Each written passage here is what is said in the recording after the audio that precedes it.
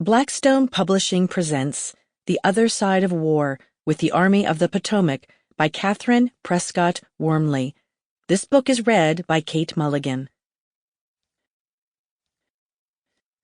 Prefatory Note: Military Order of the Loyal Legion of the United States, Commandery of the State of Massachusetts. Most of the writings relating to the War of the Rebellion have been confined to accounts of battles or to adventures so closely connected with the battles as to seem an essential part of the conflict itself. The book here given to the public as The Other Side of War touches on matters almost entirely outside the noise and smoke, the glory and pomp of military operations.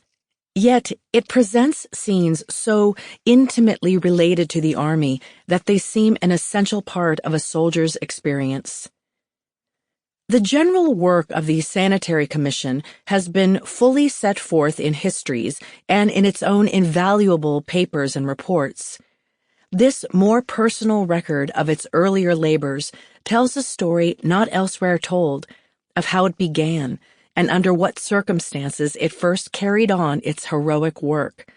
As such, these remembrances of the Hospital Transport Service are presented by the Commandery of the State of Massachusetts of the Military Order of the Loyal Legion of the United States to its companions as a portion of its contribution to the history of those eventful days, and in grateful acknowledgment of the loyalty and devotion of those men and women whose fortitude and grace have given to the Sanitary Commission its honored place in the story of the great conflict.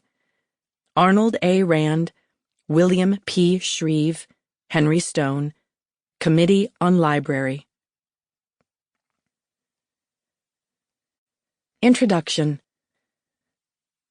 The United States Sanitary Commission was an organization of private gentlemen whose voluntary and unpaid services were accepted by government at the beginning of the War of the Rebellion to supply the deficiencies of the medical department of the Army.